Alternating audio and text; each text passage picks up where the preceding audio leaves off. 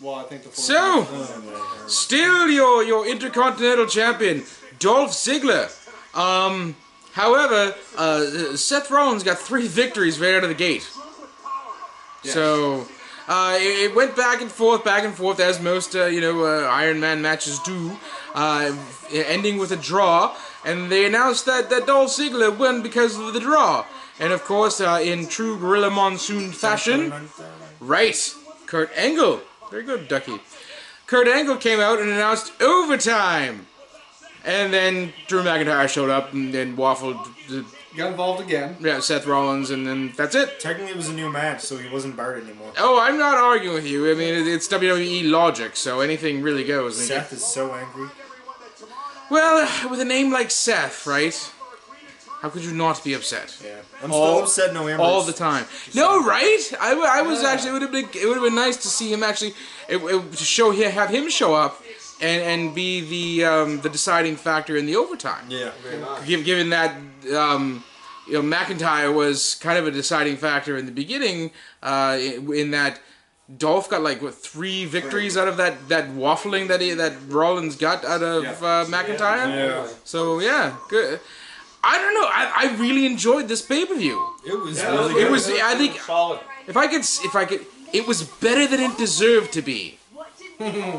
Considering everything I heard about Money in the Bank, it was better than it deserved to be. Yeah, that was something special. So now I'm not going to say pre-show was match of the night because that certainly was not the case. There were a lot of good things going on in this. The pre-show did have a good match in the table match with Sanity and the New Day was really good. The B team winning the Raw Championship tag team. Tag team championship. It's so good. So good. There was the crotch-tastic match between Jeff Hardy and Shinsuke Nakamura, where no penis was safe. And just everything. And the whole thing was really, really, really well done.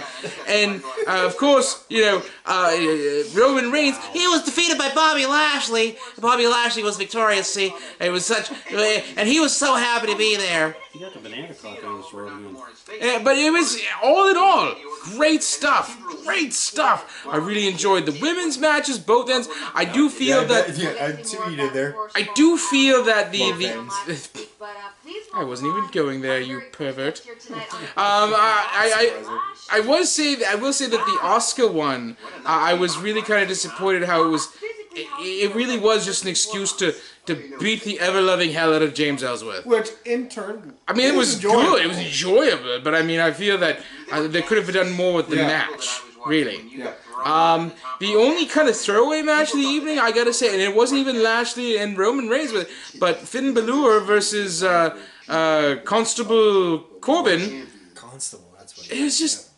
If that had been the first match, it would have been fine. I would have no problems with it. But it came after a tag team switch, and the match itself was technically fine. But it seemed out of play. A lot of everything else that happened on the card tonight had some ramifications. If they just flipped the tag title match and Balor, they did it perfectly fine. And it was really, really cool to see Braun Strowman be like, you know what? I don't give a damn about winning. Just threw Kevin Owens off. Run KO. Yeah, exactly. That's probably my moment of the night. It was the biggest surprise. I did not see that coming. So kudos to you, WWE, for rebounding from the pay-per-view that I missed, and apparently in better for. So match of the night for you? That's a good question. I know. I've been thinking I like the Iron Man match myself. That was very good.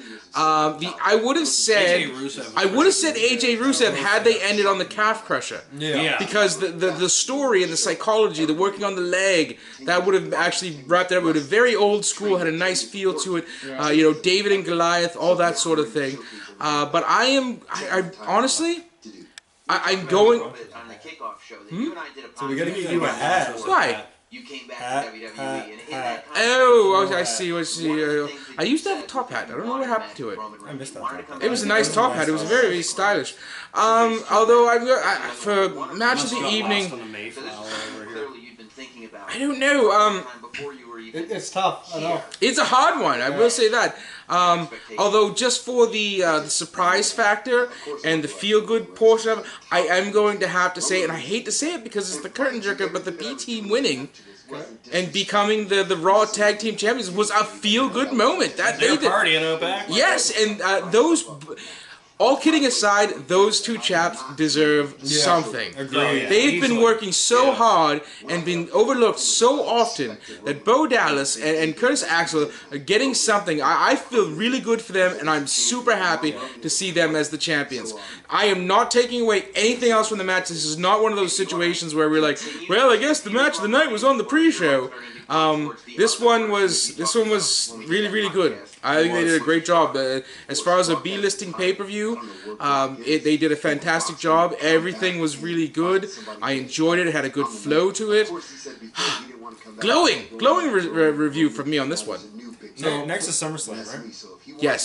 So for you, it's the tag match. For you, it's the Iron Man match. Somebody that beat the person that you defended that title against. You know, overall, it was a good pay-per-view. It really was. That's not the question here. I know. Don't want your life story. Iron Man match. All right, there you go. Okay, so I would have to say that mine would be AJ Rusev, even though they didn't end up. That was Okay, no, that's fair, and that's fair. I thought Honestly, it was a great match. they were all good matches, and you can't take away from it. And it's So good when all of us can actually select. We have a hard time selecting a match. that when you At the beginning of the night. when you're drowning in options, it's a good thing, right? For you, like it was, they didn't end on the Cow Crusher. But for me, the Iron Man was just it was too much of Drew McIntyre. Well, it was that quick finish bothered me. Yeah. If it had gone the other way and Ambrose had shown up, even if Ambrose had shown up and cost Seth Rollins the match, I would have liked that would have, for me, I would have been like, yes, that's it, because that is a get pretty huge bit of excited though drama. during the Alexa Bliss match. Well, that's really more of a period thing. I mean, really, when you get right down to it. I mean, but I could just Did he like- just say period? no. For me, like I was Period. okay with the initial interference of McIntyre. Yeah. I was okay with that. Still I was on that? expecting that. Well, I wasn't done, and he went on about Alexa Bliss. So, How can you not? I gotta say, folks, we had a great time watching Extreme Rules. It was, or Ultra Regulations, as we've been calling it, because there were only a couple of stipulation matches, but still, I don't feel the pay-per-view suffered from it. Not like last year. It was a nice balance. Remember last year, we were expecting all kinds of gimmicks, and there was nothing. That was a Nothing. Trumpster fire. Now, there was a couple gimmick matches. Some people like dumpster fires. But overall, We're calling it Trumpster fire. But no one likes a Trumpster fire. So. Not even when he cuts off somebody. No. So, oh, yes? No, I've missed it. So Wait a second. it's been a There while. wasn't one last month. No, there was. I love when he cradles my head like that when he does it. Wow. So delightful. The next one is SummerSlam. I'm not sure where it's going to be, but it'll be.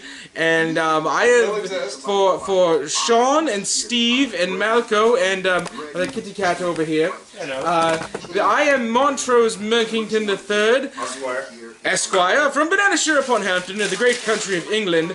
Thank you. More later. See what happens.